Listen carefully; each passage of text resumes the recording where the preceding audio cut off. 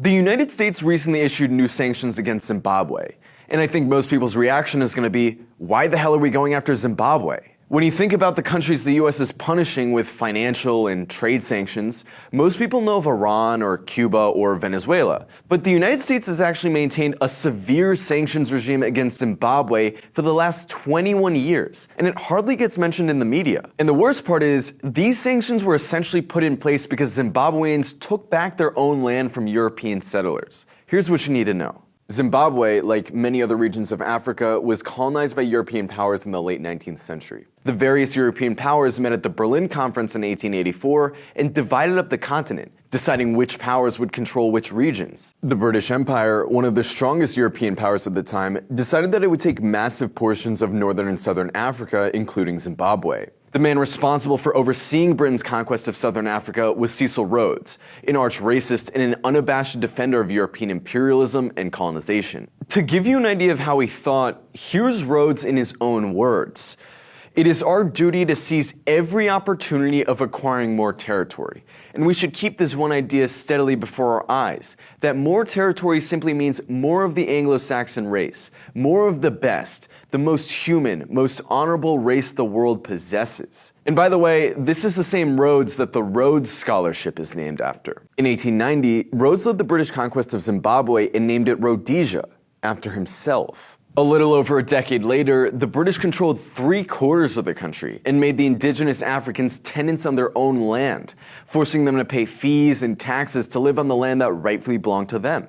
Taking the land and all the valuable resources that came with it made the British settlers incredibly wealthy. On the flip side, having their land taken, black Rhodesians were forced to become wage laborers, working for the white landowners for barely enough to scrape by. The typical white neighborhood in Rhodesia had big luxury houses with big lawns and gardens, while most black people lived in cramped substandard housing.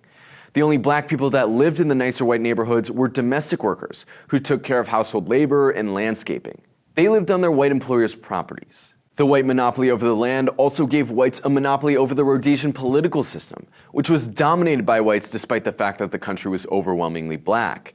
To give you an idea of how skewed Rhodesia's political system was, in 1976, Rhodesia's black population was over 6 million, while the white population was only 250,000. Despite this, of the 6 million black people in Rhodesia, only 9,000 had the right to vote. This allowed white voters to elect 50 members of Rhodesia's parliament, whereas black voters only elected 16.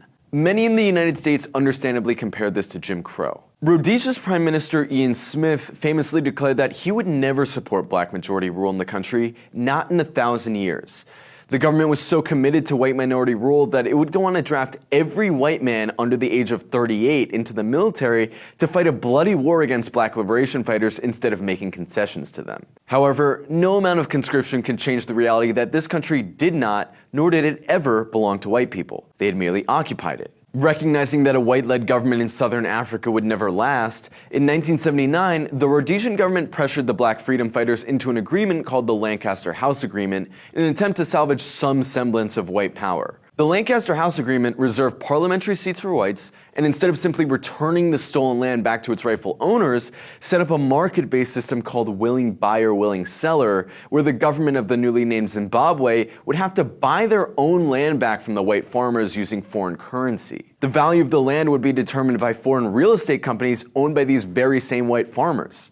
Zimbabwe's newly elected president, Robert Mugabe, who had become a preeminent leader in the liberation struggle, tried to adhere to the Lancaster Agreement, but progress was slow. For most of this time, Western powers praised Mugabe as a kind of moderate, reasonable force. But even a decade after the end of the war and the fall of Rhodesia, whites still controlled the vast majority of the land.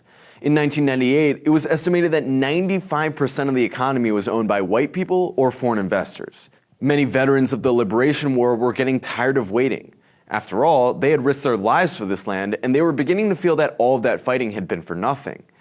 The war veterans started occupying the white farms on their own accord, and Mugabe then gave the veterans the government's backing. In direct response to this policy, the US Congress passed its first set of sanctions against Zimbabwe, freezing Zimbabwe's credit. For the next 21 years, the US, EU, and Canada would go on to repeatedly punish Zimbabwe for what amounts to taking back its own land. The latest round of sanctions is just a continuation of this neocolonial history. After a 2-week trip in Zimbabwe, the UN Special Rapporteur on Sanctions wrote a report calling on the various countries sanctioning Zimbabwe to lift these measures because of the devastating effect they had on the country. The report describes a country unable to develop because the financial sanctions against it prevent it from accessing credit and trading on the international market. The report states that financial restrictions prevent Zimbabwe from importing new technology and spare parts, which has rendered much of its health, transportation, energy, water, and other critical infrastructure obsolete. These policies have created a crisis of food insecurity, with over 7 million Zimbabweans going hungry in a country of 15 million, as well as a crisis of disease due to Zimbabwe's inability to import parts needed to clean its own water. The sanctions against Zimbabwe's state-owned companies have deprived Zimbabwe of revenue that it needs to fund essential services. In total, it's estimated that sanctions have deprived Zimbabwe of over $100 billion worth of aid and loans since 2001, a sum 4 times greater than the country's GDP. The Western media still demonizes Zimbabwe as a country that's apparently racist against whites for having expropriated the land they stole. They mock Zimbabwe and the land reform, saying that it's what made Zimbabwe poor, completely leaving out any mention of the crushing sanctions designed to strangle Zimbabwe's economy. Western governments love to talk about respecting property rights. But what about when a whole ownership structure is premised on racism, theft, and colonialism? It's obvious that the real right is African people's right to reclaim ownership over what was always theirs. So let's be clear. This is not about human rights or corruption. Never has been. Whether it's the Berlin Conference, sanctions against Zimbabwe, the war on Libya, or AFRICOM's expansion, it's always been about punishing any African country that defies Western powers.